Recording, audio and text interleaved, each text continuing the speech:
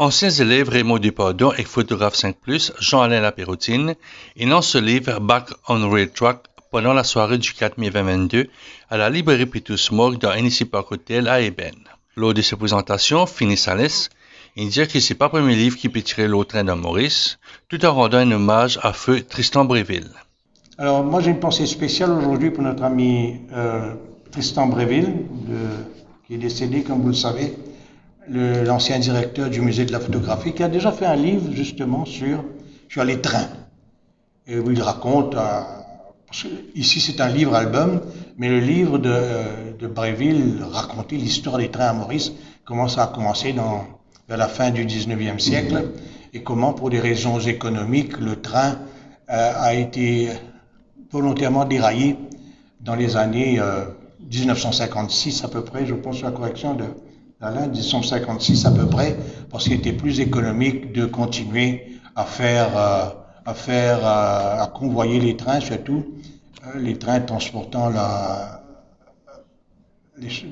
canne et pour les passagers aussi par la même occasion.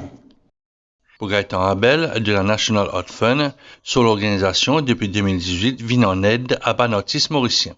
Et on a introduit un nouveau scheme dans l'art digital parce qu'on a constaté que les artistes s'expriment beaucoup à travers les plateformes digitales. Donc on est venu avec un scheme pour ça aussi. Donc c'est pour vous dire que le National Art Fund est là pour soutenir les artistes et leurs projets et que Jean-Alain Lapéroutine, donc que je connais depuis très longtemps comme photographe, donc est venu avec son projet. Comme il y a des jeunes qui viennent, des jeunes qui débutent. Donc pour nous, c'est pas un critère que ce soit jeune, que ce soit âgé, que ce soit un artiste confirmé, que ce soit un artiste qui débute. Nous avons les schemes pour ça. Juste après lui, ministre des Arts, Avina Stillett, il soulignait qu'il travaille le là pour mettre en avant projet métro dans le pays. Ma fille, par exemple, ou les générations à venir pourront se reconnecter avec l'ère avant métro et l'ère après métro. Le métro qui a quand même changé, qui a bousculé nos habitudes en termes de transport, en termes de la façon de nous véhiculer aujourd'hui. Et ce type quand même de transport mérite toute l'attention qui a été accordée par Jean-Alain à travers ses photos et à travers le livre que vous avez produit. Et on vous remercie pour cela, parce qu'avec la surabondance de photos qu'on a aujourd'hui sur le net, sur Google, sur l'Internet et autres, quand on voit la qualité qui est reproduite dans ces photos, là, on peut dire que c'est au pied du mur qu'on reconnaît un maçon.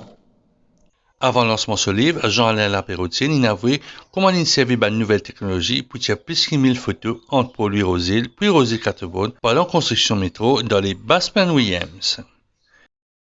Toutes les photos n'ont pas été faites avec un appareil photo.